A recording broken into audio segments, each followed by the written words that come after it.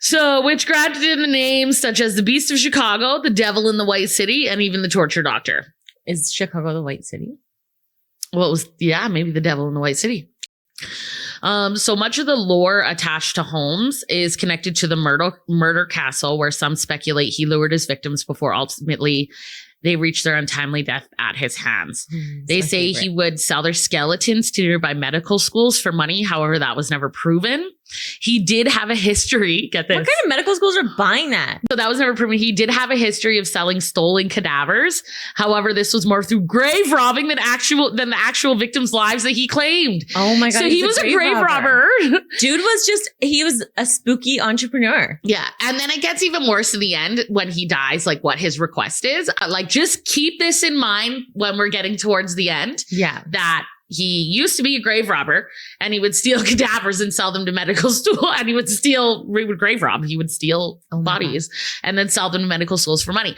And that was also part of his insurance fraud and stuff. Like he would steal bodies because then he had a body for proof. So then he could get money from the insurance companies because he had the body, and they would sign over papers and blah, blah, blah. Like it's a whole bunch of things, but he would do these. He would do these things for like insurance fraud and forgery and stuff like that. He's like a twisted. Yeah. What's that guy? Like I used to rob banks. Jesse James. He's like a twisted Jesse James entrepreneur. So though a lot of these murders are said to be untrue due to his lies and the lack of evidence through police investigations. So there were 9 confirmed victims. However, it is suspected that he killed anywhere from 16 to 27 people. Holmes gave various contradictory. Why did they get that number? So there are accounts or people, but you'll see the contradictory accounts that he goes through. Oh, okay. So he does confessions, and we'll get to it, but it's just weird. He gives various contradictory accounts of his life, starting off by claiming he was innocent and then later claimed that he was possessed by Satan. But what's really odd about this story is that Holmes confessed to killing 27 people. But some of these people were, in fact, still alive, making it hard to find the truth with little evidence. So in a confession by Holmes, he stated his usual methods of killing was to suffocate his victims using various means, like including overdosing them on chloroform, overexposure to lighting gas fumes, or trapping them in an airless vault.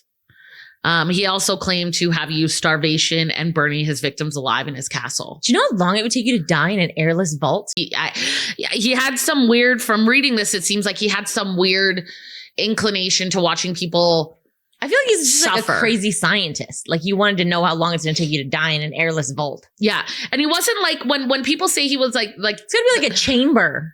Yeah. And so in his castle, there's speculation that he had like rooms that were meant for like torture rooms and stuff like that. But he never really, in the sense, when people say torture, it wasn't torture like we would think torture. Where he was cutting off their skin or skin, you know what were the other rooms? Some of them were just like where there would be one door and then there would be like a back entrance. And so I watched this one video where he locked one of the women up in a room. Mm-hmm.